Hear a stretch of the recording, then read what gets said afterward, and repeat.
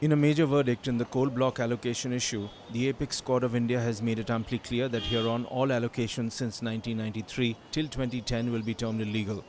The verdict has given the Congress fresh ammunition to get back at the BJP alleging wrongdoing during the earlier tenure. It is an interesting development considering the UPA had faced major criticism in the coal scam which had come to the fore in its last rule of 10 years. In a historic judgment, the Apex Court has termed coal blocks allocated from 93 onwards as illegal. The Supreme Court has held that coal blocks allocated from 93 onwards to 2010 were illegal and devoid of any procedure. The Supreme Court said the allocations were done in an arbitrary, non-transparent manner and were against public interest. The Apex Court allowed the coal block allocations to ultra-mega power projects to continue, but barred them from using the coal for any purpose, read commercial exploitation other than captive consumption. It also said that allocations were made in a casual manner without any comparative assessment of applicants. The court said all allocation made in 36 meetings of screening committee since 92 are illegal and arbitrary. The SC judgment prima facie puts a huge burden on the coal scam case accused.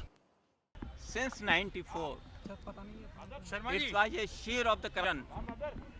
Coal block has been given to the industrialists free of cost, without any law, without any authority, without any rules regulation, so moto for the personal interest.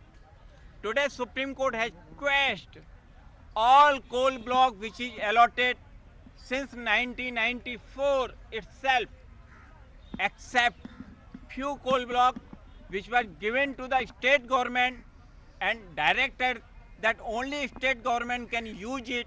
It cannot be used in any manner for any commercial utilization directly or indirectly, either by joint venture or by any another proceeding. Supreme Court has fixed now 1st September to consider the situation, circumstances about the coal block which has already been used entirely by the private party or government since 94. What should be action imposed upon them, that will be decided on 1st September. Further hearing meanwhile is to take place to determine whether there is need for cancelling around 200 coal block allocations. On September 1, the court will decide what action can be taken against the illegal coal block allocations. Meanwhile, as far as 12 ultra-mega power projects are concerned, the companies can extract coal from blocks for power projects and not for other commercial purposes.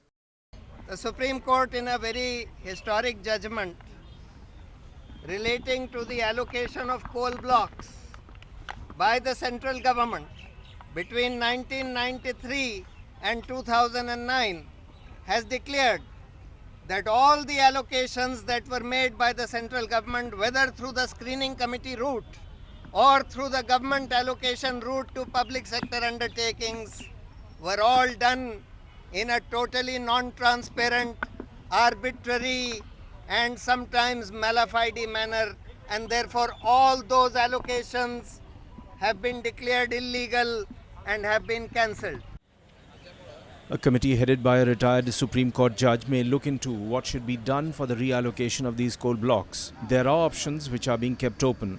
The order came on petitions filed by an NGO Common Cause and a lawyer, ML Sharma, seeking cancellation of coal block allocations over charges of large-scale corruption and favoritism.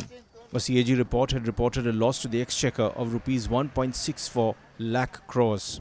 The coal blocks allocated in this period are situated in Jharkhand, Chhattisgarh, Maharashtra, West Bengal, Odisha and Madhya Pradesh. The government is confident that the sector would progress after the verdict. I am looking at the policy and I am looking at the fact that the sector will then move on. You have had a situation where coal production in the last 5 years has not kept pace with the generation of power, which has caused so much distress. You have stranded assets, you have banking NPAs, you have people crying for power, and you have power plants starved of coal. I think this will be in the interests of India that a final decision has come in, and I can only thank the Honorable Supreme Court for quickly bringing a finality to this.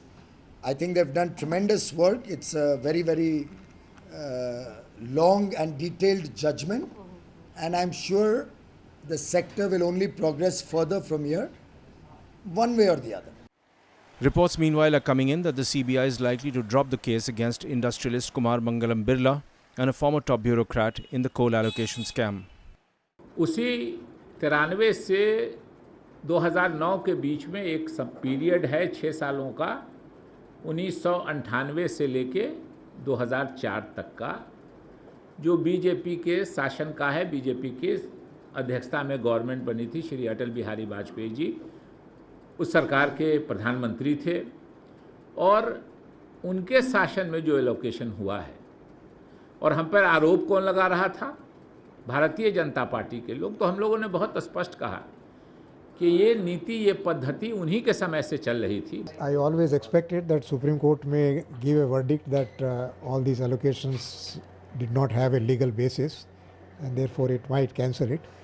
But since it has very serious implications on economy of the country and power sector and coal sector, I think Supreme Court has kept the issue of cancellation on hold. And I suppose on 1st of September, when it hears the case again, it will come up with some kind of a practical approach so that the country's economy does not suffer on account of the mistake committed by the government. Powered by NNIS.